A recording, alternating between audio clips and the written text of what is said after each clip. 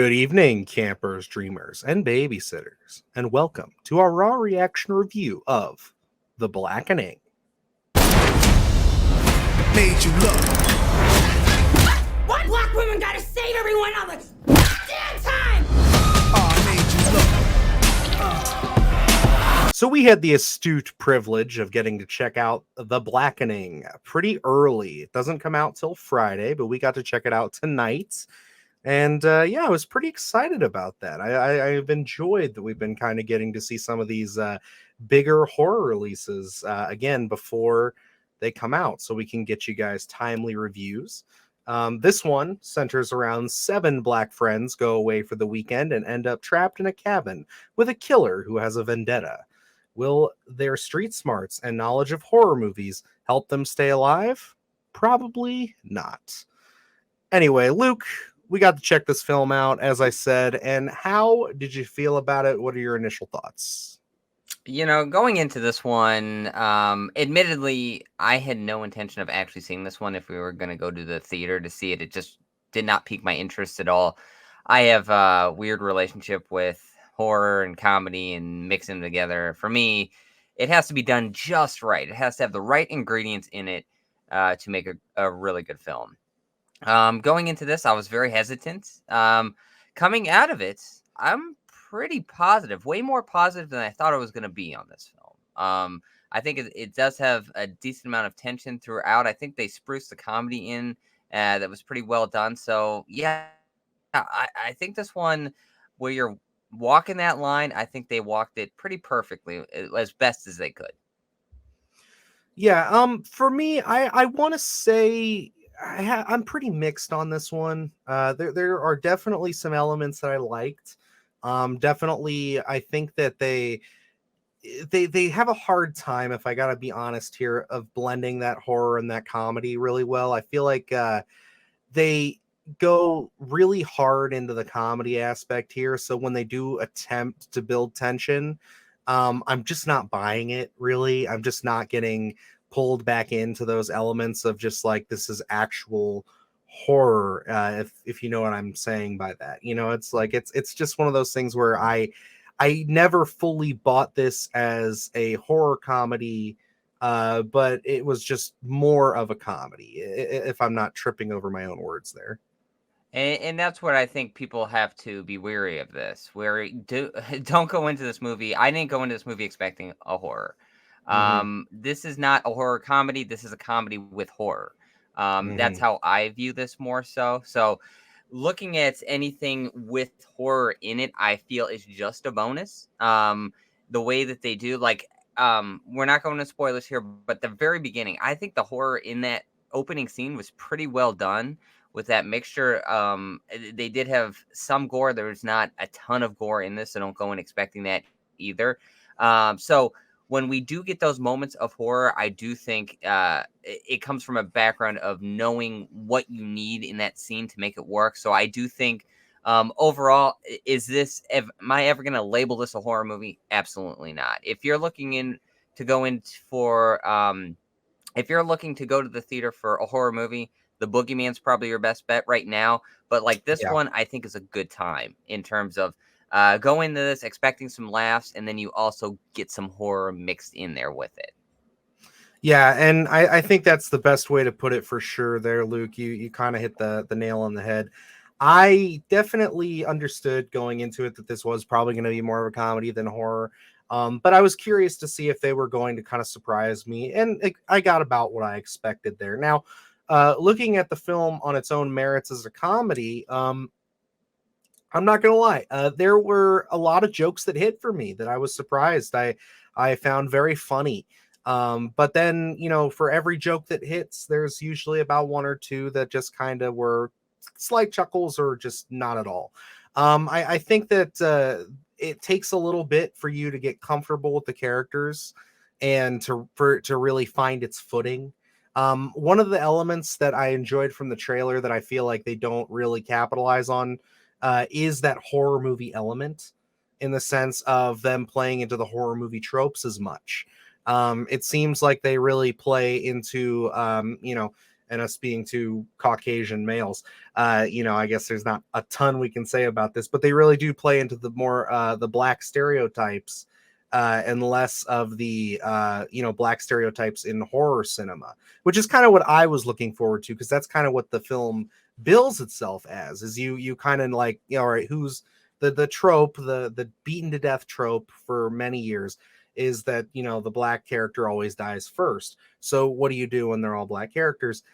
It's used honestly for like one sequence right at the start, and then they never really reference that anymore.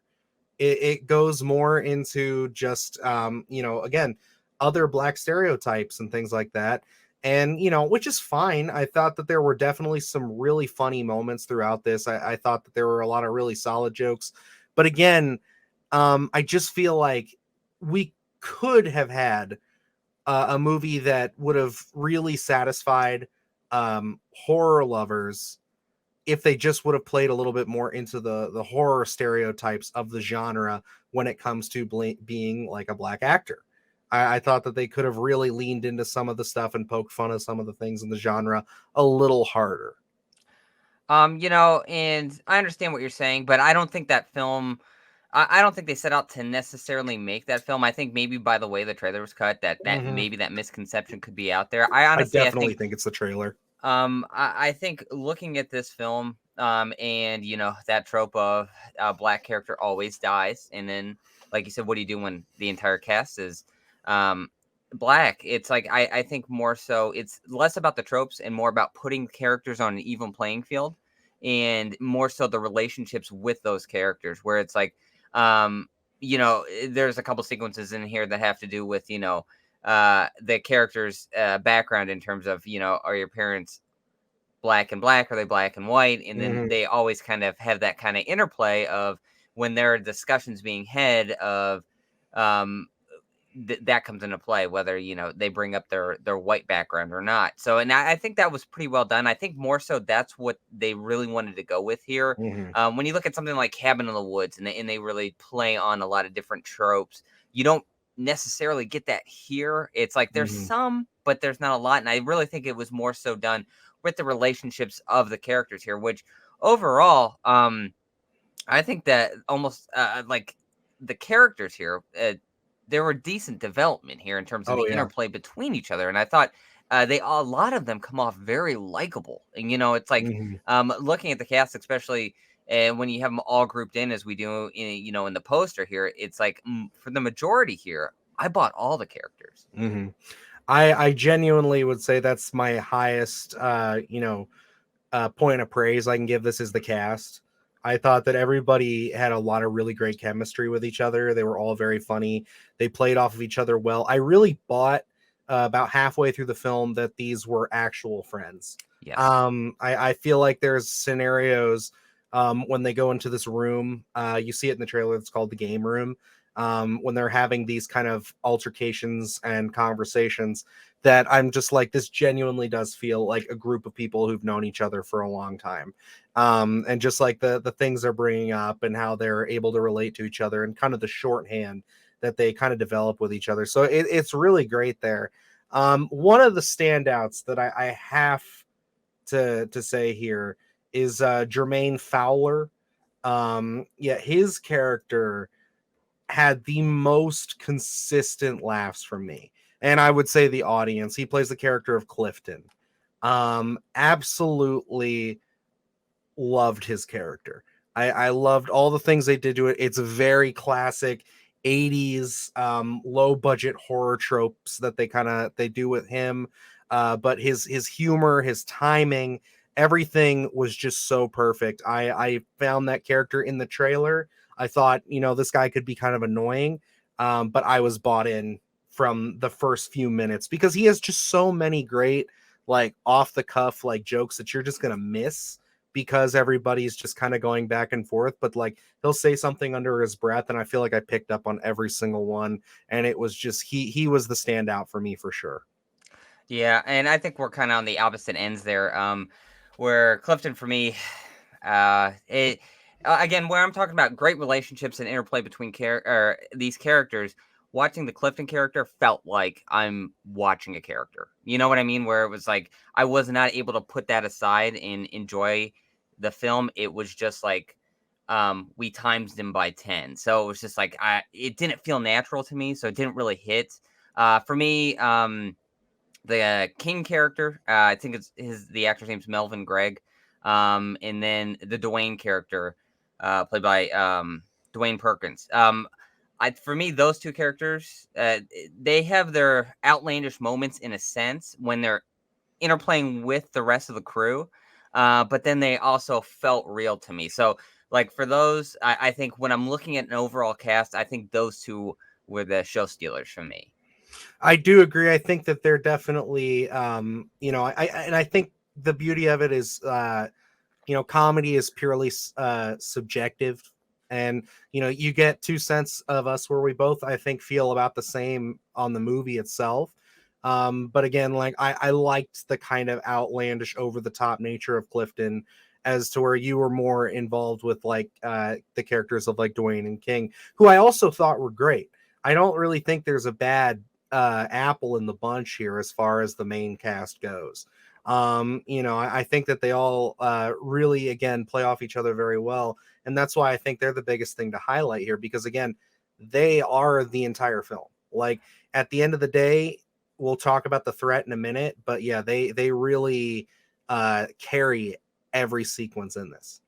And I think the beauty of this is, as we sit here with just us two, if we had 8 other people here reviewing this, I think each one of these characters would be picked out to say this is my Mhm. favorite character, because I think they all bring something different to the conversation and their performances as well. So I think there's something here for everybody to go in and enjoy different methods of comedy that they each bring to the cast.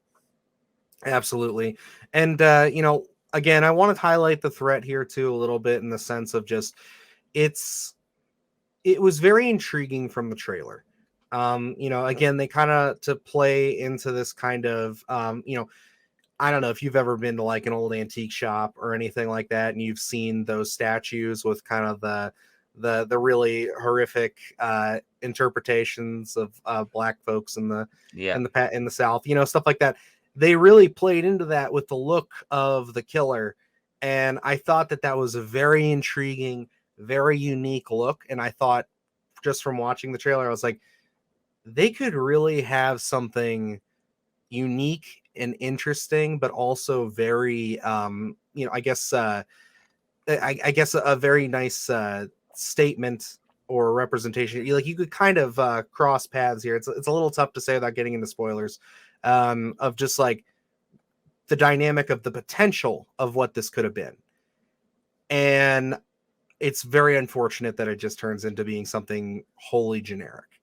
I feel, with the usage of the actual killer itself. And I think that, I did make an assumption. I remember I said it to you about halfway through the film on how this was going to end, and I was completely correct. So, it's not doing anything too new, which I was a little disappointed with. But again, I think that the cast is entertaining enough that it still got me through the film, and I still have some very positive things to say about it. But yeah, I was pretty let down by the antagonist. Yeah, and I think that's one of the things going into this film. I urge you, try not to think ahead and just kind of enjoy the moment, because it is pretty blatant. I think maybe when Mhm. you get a little further into the film, you might be able to pick out how it could end. So I would encourage you just to kind of go and live in the moment and just let the questions be answered throughout the film. Like Dylan said, at the very beginning, I think it sets it up almost for something very intriguing. Maybe I was expecting something a little different, and then we kind of fall into that basic horror dynamic of, the equation that we normally get. Overall, I don't think it was offensively bad or anything. It just kind of felt, we're retreading some things here. We're picking some of the best of some iconic horror, and we're just going down that route. But they present some intriguing ideas. Overall, I think, it was a decent attempt. It was something where like I said, I had no plans of actually going to see this, but we ended up being able to see this a little bit earlier, and I am glad that I actually made the effort to see this one because I think it was a lot of fun in the theater. Yeah, and I think that it's good counter programming to the sense of like this weekend we have this and The Flash coming out. So if The Flash isn't your bag and you want to go to the theater and see something that's pretty funny, I'd say definitely check out The Blackening. But again, I wouldn't say that this is something you need to rush out to the theaters to see. I think this is going to find a lot of life on streaming. I think that people will kind of start picking this up as it pops up on certain services and stuff as the months go on. And I would not be surprised if you look at this film in a few years and more people are kind of fond on it again, just because I think that one of the conversations that keeps getting brought up amongst friends of mine is just we don't have a lot of raunchy comedies anymore, really. Hmm. And I think that this gets pretty close. I think that they definitely the comedy, they're not shying away from anything here, and they definitely get a little bit grittier with it, and that was refreshing to see. But at the end of the day, yeah, I think if you're a horror fan and you were interested in this because of the horror, I would say that that's not what the kind of movie you're getting here. I would just say know yourself, know your audience, and I would personally say wait for streaming. Yeah, for this one, I think I'm gonna second that as well. This is something where, I watched it. Overall, I'm pretty positive on it. Do I think I will dust this one off anytime soon and watch it again if it does come to streaming? Probably not. I don't think this has the rewatch value of a straight up like where we lean into the comedy of something like a scary movie, where I think those first couple have a lot of Mhm. rewatch value. I think this one is kind of, at least for me right now, a one and done because again, it's comedy with some horror in it. I'm not really gonna, if I want to watch a horror film, I'm not gonna dust this one off either. Because it is that kind of um, cross between both horror and comedy, it maybe doesn't have a home, to say one purely if you're in the mood for one genre or another. I think it's a fun experience. If you're going to theater, don't know what to see, if you've already seen something like The Boogeyman and you just want to have a fun time at the theater, I think The Blackening's for you. I think if you don't catch this in the theater and it's streaming by the time you watch our review, I say definitely go in expecting more so a comedy than a horror because I think your expectations will be met at that point. Alrighty, but that I think that is going to wrap us up on The Blackening. Definitely let us know if you guys are going to check this thing out this weekend, and also if you have seen it, let us know what you thought of it. Are we way off? Is this the next great horror comedy, or were we right on the money with your feelings as well? Other than that, we got a lot of great stuff on the channel right now. We just talked about some Leprechaun news just a couple of days ago. I checked out a little film on Shudder called Brooklyn 45 over the weekend and posted a review about that, as well as check out our other channel, By Admission Only, where I also checked out the latest Transformers film, and we both talked about The Flash last week, which again is coming out this weekend. So you can catch that review on both this channel and By Admission. So take your pick, but we hope you subscribe to both.